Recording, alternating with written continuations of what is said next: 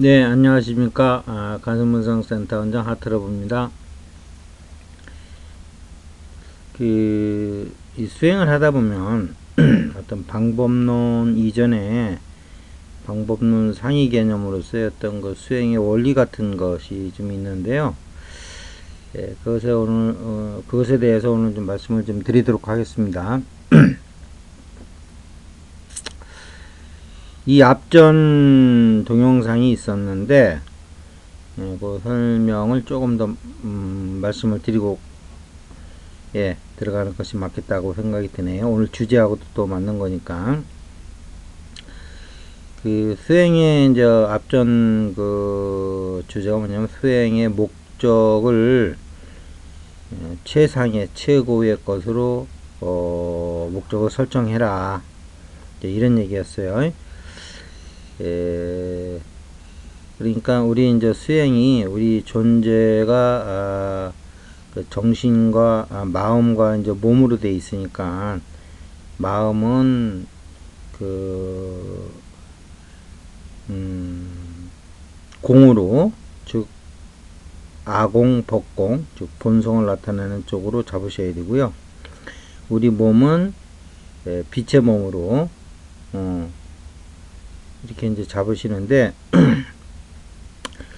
이제 불교 개념으로 보면 이제 하나님도 이제 세계 이제 계신 분이기 세계에 이제 관련된 거라서 그러면 빛의 몸을 또 이루는 데 있어가지고 방법론에 있어가지고 이제 여러 가지 방법론이 나올 수 있는데 그 중에서 세계에서의 최고의 전이란 존재인 그 전체성을 지닌 유일자, 즉 하나님을 그 빛의 몸을 이루는 데 있어 가지고 하나님의 그 진동과 공명을 하는 방법을 하는 것이 맞다. 왜냐하면 우리가 인간이 현재 갖고 있는 제일 높은 진동수가 하나님이잖아요. 진동이라는 개념으로 들으셔야 돼요. 그래서 이제 그걸 하는 거죠. 그런데 여기서 이제 만약에 우리가 이러한 마음과 육체에 대해서 이런 그 아공법공 또 빛의 몸을 만들어가는 데 있어 가지고 그 빛의 몸을 만들어가는 그 대상의 그 수단과 목적이겠죠. 그것으로 하나님을 하라는 이유는 우리가 힐링이라든지 뭐 이런 차원에서 접근하다 보면 마음의 평안 이런 데다 보면 우리가 그 진화의 궁극의 목표로 도달해야 될 그 자리를 놓치고 중간 어디선가 멈출 수가 있다는 거죠. 그런 의미에서 이제 최고의 목표를 수행의 그 목표로 삼아라, 이제 이런 얘기였습니다. 그다음에 또 하나의 이제 오늘 얘기할 것은 뭐냐면 우리가 이렇게 현상계를 보면 물론 이거는 이제 공이 아니고 이제 세계인데요.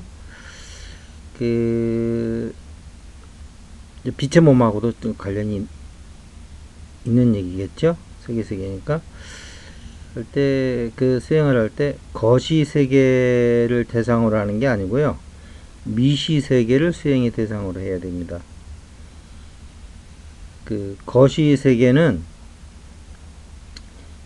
우리가 이제 만날 수 있는 거시 세계는 오감으로 만나는 세계잖아요. 눈, 코, 귀, 입으로 만나는 그런 세상인데 이 세상은 우리가 탐진치를 일으키는 그 세상이거든요. 그래서 뭐 환영이든 뭐든 간에 하여튼 눈, 코, 귀, 입으로 들어오는 세상은 거시계란 말이에요. 그래서 이 눈, 코, 귀, 입을 대상으로 하는 이 거시계에서는 여러분들이 수행으로 목표로 삼아야 될 게 아무것도 없어요. 그러니까 거시계, 미시계라는 개념도시 수행으로 또 뛰어들면 이건 뭐 더 오리무중으로 이제 수행이 이제 들어갈 수가 있는데 결국은 우리가 수행할 것은 미시계다. 이런 또 개념을 하나 넣으시는 게 좋아요. 그래서 맨날 거시계를 보면서 저기 공이라고 그러던데 하면서 이런 생각 아무리 해봐야 그냥 망념으로 끝난단 말이에요. 근데 이제 미시계를 보려면 우리 이제 동양에서의 그 나와 있는 말 중에는 해강반주라는 얘기가 있어요. 근데 이제 이 해강반주라는 말이 이제 오래전부터 나온 말인데 그 당시에는 당연히 뭐 원자, 분자, 뭐 미립자 이런 거를 몰랐던 시절에 나왔던 말이란 말이에요. 그런데 그 당시 과학이 미천했던 시대에 살았던 우리 명상 선배들께서는 희강반주라는 말로 얘기를 했는데 이것이 지금 오늘 얘기하려는 거시세계, 미시세계로 보면은 해강반조, 빛을 안으로 돌리라는 거잖아요.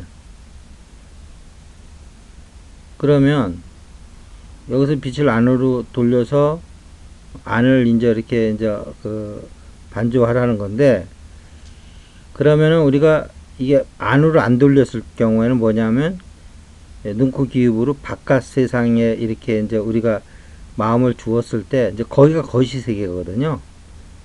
그러니까 해강을 했을 때 들어가는 세계가 거기가 이제 미시 세계예요. 근데 미시 세계에서 우리가 안으로 의식만 돌려가지고는 여러분들이 바로 목표를 갈 수가 없어요. 그냥 안으로 돌렸다는 것 뿐이지. 거시 세계에서 답이 없으니까 안으로 들어왔다는 것 뿐이지, 우리 내면을 비춘다는 것 뿐이지, 그럼 내면을 어떻게 비출 거냐 하는 얘기는 또 다른 얘기거든요. 그때 여러분들이 비춰야 될 것은 미시 세계예요. 미시 세계인데, 그때 안으로 들어가 보면 거기 이제 우리가 과학적으로 얘기하면 이제 중성자가 있고 이제 전자의 세계를 만나잖아요. 물론 이제 그 안으로 더 들어가면 또 이제 뭐 미립자의 세계가 있고 뭐 쿼크가 나오고 이제 그러겠죠. 그런데 일단은 중성자하고 그 전자 세계만 보더라도 이것이 만약에 그 중성자를 지구만큼 넓혀 놓으면은 그 거리가 전자의 거리는 달만큼이나 떨어져 있다는 거예요. 그러고 만약에 탁구공만큼 중성자를 키워 놓으면은 전자는 한 32km 정도, 뭐 과학자마다 조금씩 얘기하는 건 틀린데 어쨌든 30 몇 킬로 정도에서 조그만 점으로 돌고 있는 거거든요. 그러면은 탁구공에서 32km 사이에는 텅 비어 있는 거예요. 이게 수행에서 만나는 이게 공이거든요. 물론 중성자, 뭐 전자도 공하다 이런 개념으로 하는 건 또 다른 얘기고요. 그러면은 이 미시 세계 안에 들어가서도 텅 비어 있는 공을 보는 거예요. 여러분들이 거시 세계에서의 그 대상들은 여러분들에게 탐진치를 일으키지만 미시 세계에 텅 비어 있는 공간 안으로 들어가면 해강반조해서 끝나는 게 아니고 해강반조해서 다시 그 입자 세계들의 텅 빈 공간을 여러분들이 명촉을 해서 보면은 그때는 한없는 고요와 평화로움과 내적인 어떤 기쁨을 여러분들이 느끼실 수가 있어요. 근데 이렇게 거시와 미시 세계에 대해서 이런 기준으로 설명을 하는 것이 현대인들한테는 더 정확한 얘기일 것 같아요. 왜냐면 그런 과학적인 지식은 이미 알고 있는 거니까요. 근데 이러한 과학의 세계에서 과학적인 설명이 아니고 아직도 옛날식의 그 현학적인 얘기로만 하면 깨달음이라는 걸 뭐 세수하다 코 잡는 것보다도 쉽다 뭐 이런 식으로만 계속 얘기를 하면 결국은 코도 거시세계잖아요. 미시세계에서 일어나는 일을 거시세계에서 얘기하려다 보니까 이게 틀린 말은 아닌데 정확한 말을 할 수가 없는 거예요. 그래서 안에 그 미시세계에 엄청난 넓은 그러한 공간으로 들어가 버리면 거기서 여러분들은 다시 거시세계를 형성하고 있는 이 거시세계라는 게 결국 뭐예요? 미시세계의 결합체잖아요. 그래서 미시세계를 통해서 여러분들이 다시 거시세계를 형성하고 있는 미시세계의 공간으로 확장해보면 우주 전체가 공한 거예요, 이제. 이럴 때 여러분들이 수행에서 만나는 공이 될 수 있는 거거든요. 그래서 오늘 얘기하는 것이 좀, 항상 이제 어떻게 이게 수행의 어떤 방법론도 중요하지만, 방법론 안에 들어가 있는 원리를, 끄잡아내서 설명을 할 거냐 하는 것에 항상 저의 이제 초점이 좀 가 있는 편인데요.